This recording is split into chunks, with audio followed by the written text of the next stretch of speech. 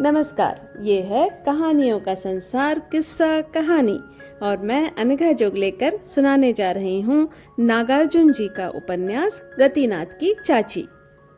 तो दोस्तों, हमने पिछले एपिसोड में सुना कि रतिनाथ की चाची जयनाथ के साथ तरकुलवा अपनी माँ के घर पहुँच चुकी थी और जयनाथ ने देखा था कि रतिनाथ की चाची और उसकी माँ एक दूसरे से गले लगकर सिसक सिसक कर रो रही थी। तो अब सुनते हैं आगे।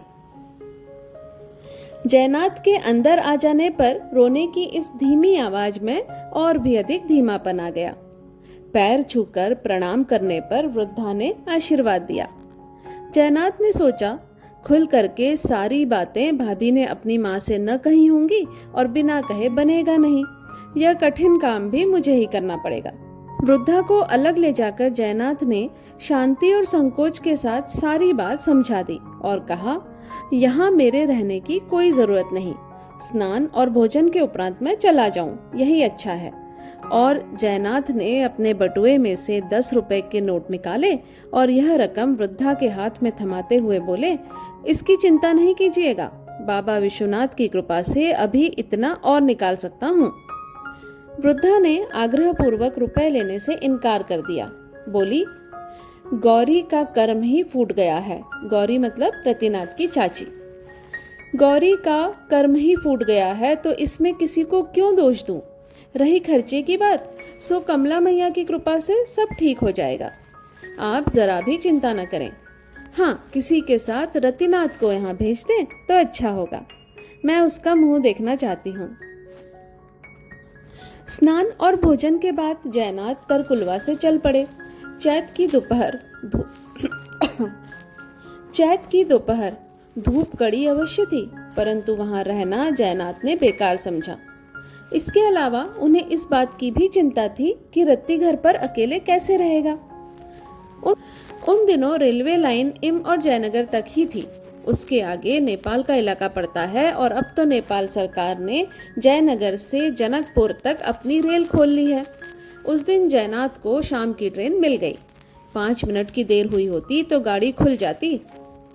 राजनगर से मधुबनी, पंडोल, सकरी और तारसराय, चारों स्टेशन वह खड़े खड़े ही आए। नेपाली औरत मर्द सिमरिया घाट जा रहे थे गंगा नहाने।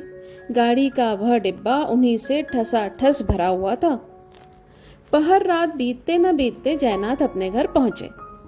रतिनाथ अपने साथी नरेश के साथ उसी के घर में सो रहा था। जयनाथ ने उसे उठाया नहीं। सामान मौजूद था, खिचड़ी पका ली और खाकर सो गए। सुबह उठते ही वह कुटी पर चले गए। यह कुटी से गांव बाहर पूरब और चलुआहा पोखरे के भिंड पर थी। वहां 15 साल से एक महात्मा रहते थे, जिनका असल नाम कोई नहीं जानता था। सभी उन्हें तारा बाबा कहा करते, क्योंकि रोज सुबह शाम आप माई तारा 20-25 बार इतने जोर से चिल्लाते कि आसपास के 4-5 गांव उस सिंहनाद से परिव्याप्त हो जाते। उनकी धोती लाल सुर्ख रहती थी। गले में हाथी दांत के खरादे हुए दानों की माला थी। दाईं बाह पर 2 बड़े बड़े रुद्राक्ष और एक बड़ा सा मूंगा पहनते थे। दाढ़ी, मूंछ, बाल और नाखून कभी काटते नहीं थे। जयनाथ को तारा बाबा के प्रति बड़ी श्रद्धा थी। वे नित्य एक बार बाबा का दर्शन कराते। मन की आकुलता ही सुबह सुबह आज इस ब्राह्मण को वहां ले गई। बिना संकोच के जयनाथ ने तारा बाबा को उमानाथ की मां के संबंध में आज सब कुछ बता दिया। सुनकर बाबा की आंखें चमकी। वे बोल उठे, नाहक ही उस बेचारी को तू तरकुलवा में छोड़ आए हो। मुझसे क्यों नहीं कहा, सब ठीक हो जाता। खैर, फिर भी मैं एक यंत्र बनाकर दूंगा, भिजवा देना। अपने पिता के बारे में रतिनाथ को सोकर उठते ही मालूम हो गया कि वे लौट आए हैं। वह जल्दी से निपटकर रसोई करने लगा। चाची सब चीजें रख तो गई थी। जब भात भी हो गया, दाल भी हो गई, बैंगन और सहजन की तरकारी चढ़ी थी, तब आए जयनाथ। ये उधर से नहाते ही आए थे। भगवान की पूजा जयनाथ आज स्वयं करने बैठे। वे अधिक पढ़े लिखे नहीं थे, फिर भी एक कुलीन ब्राह्मण के साधारण दैनिक जीवन में जितनी उपासना और कर्मकांड की आवश्यकता होती है, उतना तो जानते ही थे। प्रातः स्मरण, संध्या तर्पण, पंचदेवता पूजन, शिव, विष्णु और दुर्गा का विशेष रूप से, चंडी सप्तशती पाठ, इतना बिना किए उन्हें चैन नहीं पड़ता। इसके अतिरिक्त विद्यापति की महेशवाणी भी जयनाथ बड़ी तन्मयता से गाया करते। सिद्धांत कौमुदी और तर्क संग्रह वे पूरी नहीं पढ़ पाए। अपनी अल्पज्ञता पर उन्हें जीवन भर पश्चाताप होता रहा। करीब आधा घंटा पूजा में जयनाथ रोज लगाते। यह गोल मटोल मनोहर शालीग्राम नकली नहीं थे, जिसे बनारस या जयपुर के कारीगर काले पत्थर से तराश कर बनाते हैं। यह भगवान 5 पुष्ट से इस कुल में श्रद्धा और भक्ति के पात्र बने हुए थे। पलिवाड़ महावंश की यह शाखा झा उपाधि वाली थी। जयनाथ के वृद्ध प्रपितामह नील माधव उपाध्याय बहुत बड़े न्यायिक थे। उनकी विद्वत्ता से प्रभावित होकर मुर्शिदाबाद के नवाब ने पूर्णिया जिले में 100 बीघा जमीन लाखीराज बृहत्तर के तौर पर उन्हें दी थी। जयनाथ के पितामह भ्राता जगदानंद झा अच्छे ज्योतिषी थे। उनके 2 भाई और थे। गृह कलह हुआ तो यह बृहत्तर उन दोनों ने बेच डाला। उन्हीं न्यायिक नील माधव उपाध्याय को मुक्तिनाथ का दर्शन करके लौटने वाले एक महात्मा ने यह शालीग्राम दिया था।